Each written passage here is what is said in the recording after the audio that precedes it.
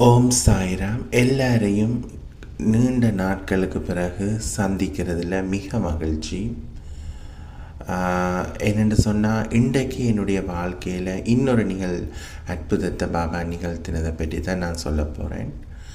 கிட்டத்தட்ட ஒரு 2 வீக்குக்கு முதல் என்னுடைய வாழ்க்கையில் மிகப்பெரிய ஒரு பிரச்சனை வந்தது. எப்படி என்று சொன்னால், ஒரு நாள் இரவு எனக்கு வயிற்றுக்கையும் வயிற்றுளைவோட எனக்கு சிறுநீரும் தொடர்ந்து வெளியேற ஆரம்பிச்சுது. எரிவாக இருந்தது சிறுநீர் எரிஞ்சு கொண்டு போச்சுது. அதே போல் எனக்கு மலங்கூட என்னால் கழிக்க முடியலை. எனக்கு என்னவோ என்னுடைய வயிற்றுக்களை செய்யுதுன்றது மட்டும் என்னால் புரிஞ்சு கொள்ளக்கூடியதாக இருந்தது.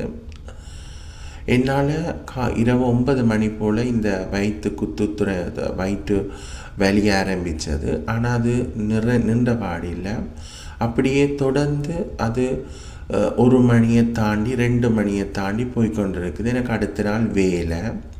எனக்கு என்ன செய்கிறேன்னு விளங்கல. நான் பாபான நாமத்தையே தொடர்ந்து சொல்லி கொண்டிருந்தேன். ஒரு சந்தர்ப்பத்தில் எனக்கு உடம்பெல்லாம் வேர்த்து என்னால் என்ன செய்கிறேன்டே தெரியாமல் போயிட்டுது. ஆனால் எனக்கு மனசில் ஒரே ஒரு இது, என்ன நடந்தாலும் நடக்கட்டும், நான் பாபாண்ட உதய நம்பித்தானே வாழறேன். ஆகவே நான் இந்த உதய நம்பியே இருப்பேன். நான் ஹாஸ்பிட்டலுக்கு போக மாட்டேன் என்றுட்டு நான் என்ன செய்தேன்னு சொன்னேன். எப்படி சாமாவுண்ட நிலை, அதாவது சாமாவுக்கு பாம்பு கடித்து சாமா பாபாட்ட ஓடி போய்க்க, பாபா நீ ஏறாதே என்று சொன்னதுக்கு பிறகு கூட சாமா மனம் தளராமல் அங்கேயே இருந்தார் பாருங்கோ. இருந்து அதுக்கு பிறகு பாபா என்னத்தை ஏற வேண்டாம்னு சொன்னார் என்றதை பேருந்து புரிஞ்சு கொண்டார் பாருங்கோ. அதே போல் என்ன நடந்தாலும் நடக்கட்டும், நான் பாபாவை நம்பி இருக்கிறேன். நான் என்னுடைய வீட்டில் இருக்கிற பாபாண்ட படத்துக்கு முன்னுக்கு போய் படுத்துட்டு பாபாட்ட சொன்னேன், பாபா என்னால் முடியுதில்லை பாபா, கிட்டத்தட்ட 3-4 மணித்தியாலமாக மாறி மாறி வாஷ்ரூமும் ரூமாக வந்துட்டுருக்கிறேன். எனக்கு என்ன செய்கிறேன்னே தெரியலை பாபா. உங்களோட உதி தண்ணியை இப்போ 3 தடவைக்கு மேலே குடிச்சிட்டேன். என்னுடைய வயிற்றுக்கு மேலே உதிய கூட தடவிட்டேன். ஆனால் எனக்கு எந்த நிவாரணமும் இல்லையே பாபா என்று சொல்லிட்டு, பாபா எனக்கு நாளைக்கு வேலைக்கு போகணும், வேலைக்கு போகாட்டிக்கு எனக்கு சம்பளம் வராது பாபா, நீங்கள் தான் ஒரு வழியை பார்க்கணும் என்று சொல்லிட்டு விபூதியை பூசிட்டு நீ எது நடந்தாலும் நடக்கட்டும் என்றுட்டு நான் பாபாவுக்கு முன்னுக்கு நீட்டி நிமிந்து எதுவுமே போடாமல், அதாவது பாயோ தலானியோ எதுவுமே போடாமல் படுத்து ஒரு கொஞ்ச நேரத்தில் எப்படி நான் நித்திரை கொண்டேனே தெரியாது. நான் நல்ல நித்திரையாக போயிட்டேன். நல்ல நித்திரையாக போய் விடிய உண்மையின்படி நான் ஒரு 4 மணிக்கு எழும்புறேன்னா 6:30க்கு தான் எழும்பினேன். அப்படி இருந்து பாபாவண்ட என்ன சொல்கிறது உந்துதலால் நான் உடனடியாக என்ன செய்தேன்னு சொன்னால், எழும்பி பாபாவுக்கு ஒரு சிம்பிளான ஆரத்தியை காட்டிட்டு நான் என்ன செய்தேன்னா வேலைக்கு வாரேன்.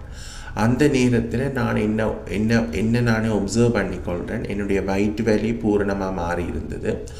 ஆனால் எனக்கு சிறுநீர் கழிக்கும்போது ஒரு எரிச்சல் கூட, ஒரு என்ன சொல்கிறது அன்கம்ஃபர்டபுள் ஃபீலிங்னு சொல்லிக்கொள்ளலாம். சரியா?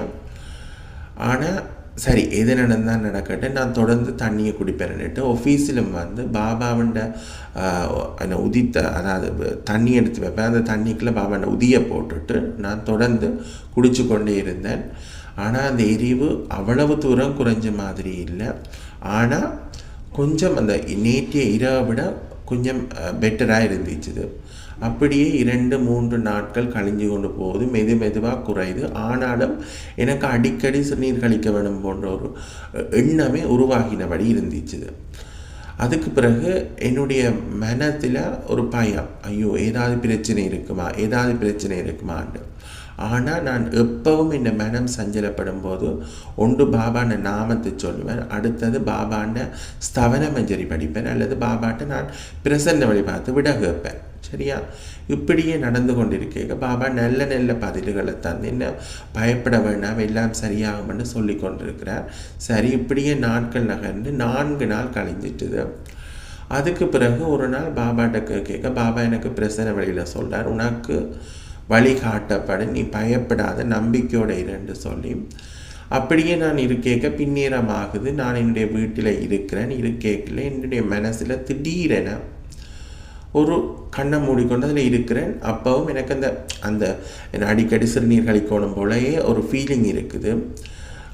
அப்போ நான் அதில் கண்ணை மூடிக்கொண்டு இருக்கல திடீரென இந்த மனசில் யாரும், அது யார் இல்லை, அது பாபா தான்.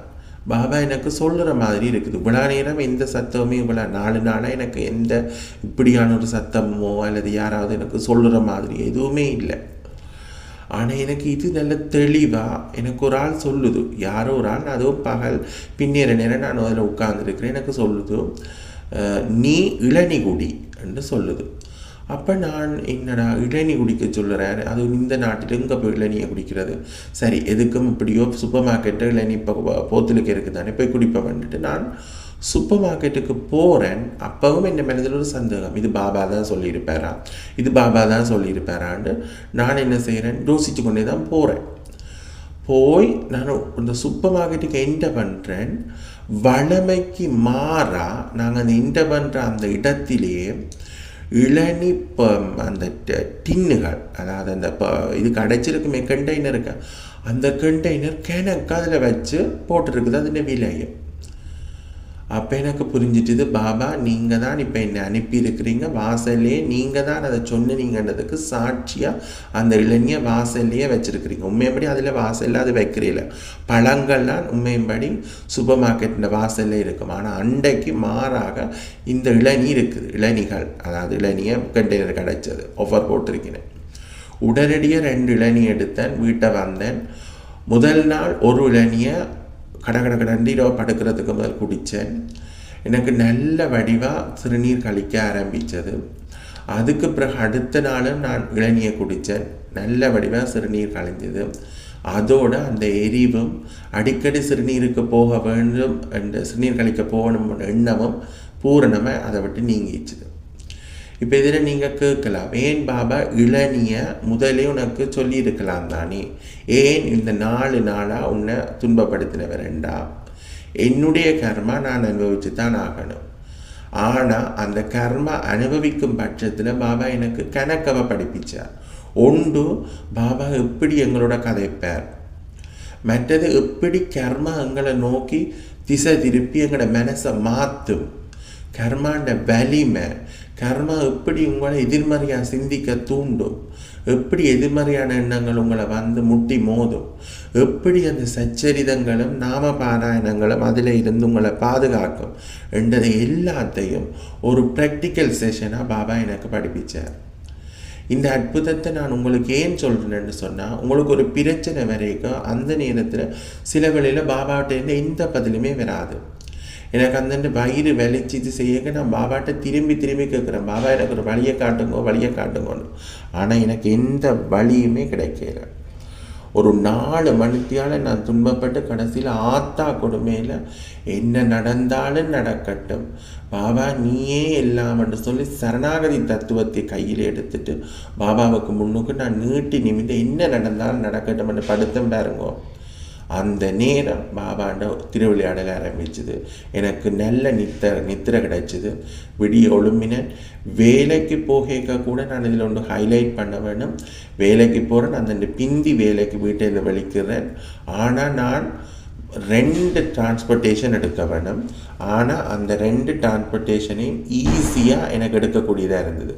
எப்படின்னு சொன்னால், முதலாவது நான் போனோன்னு எனக்கு ட்ராம் வேணும். நான் போகிறேன், ட்ராம் வருது, அதில் ஏறிட்டு நான் இறங்கி ஒரு 3 நிமிஷம் நடந்தோன்னே ரயில்வே ஸ்டேஷன். நான் போய் ட்ரெயினில் ஏறுறேன், ட்ரெயின் கிளம்புது. சரி, ட்ரெயின் கிளம்பிட்டேன்னு சொல்லி போட்டு நான் வேலை இடத்துக்கிட்டே வந்துட்டு லேட் ஆகிட்டு தான். இப்போ அதில் இருந்து பஸ் எடுத்து வரோம், பழமையை நடந்து வரேன்னா பஸ் எடுத்து வரோம்னு பார்த்தா பஸ் ரயில்வே ஸ்டேஷனுக்கு முன்னுக்கு வெயிட் பண்ணி கொண்டிருக்குது. நான் சரியாக உண்மையும்படி நான் பிந்தி வெளிக்கிட்டதால கிட்டத்தட்ட 1.5 மணித்தியால் நான் பிந்தி வேலை தொடங்கியிருக்கணும். ஆனால் பாபாண்ட கிருபையினால் நான் 1/2 மணித்தியால் மட்டும்தான் பிந்தி வேலை தொடங்கினான். எனக்கு பாபா அந்த ஒரு மணித்தியால சம்பளத்தை சேவ் பண்ணி தந்தார். இதெல்லாம் பாபாவை நீங்கள் நம்பினால் நிகழும். ஆகவே இந்த அற்புதத்தை நான் ஏன் சொல்கிறேன்னு சொன்னால், பிரச்சனை வரைக்க எதிர்மறையான எண்ணங்களும் மற்றது மனசில் குழப்பமும் சஞ்சலம் பயம் என்று தொடர்ந்து வந்துட்டு இருக்கும். ஆனால் நீங்கள் அதுக்கு விடையை கொடுக்காம சாய் சச்சரித்தத்தை படியுங்க. உங்களுக்கு அதை முடியலையா ஒன்றும் தேவையில்லை. சாயி சாயி சாயி நீதான் சாயி என்னை காப்பாற்றணும், நீதான் சாயி என்னை காப்பாற்றணும், சாயி நீதான் எனக்கு துணை சாயி என்று தொடர்ந்து சொல்லி கொண்டிருங்க.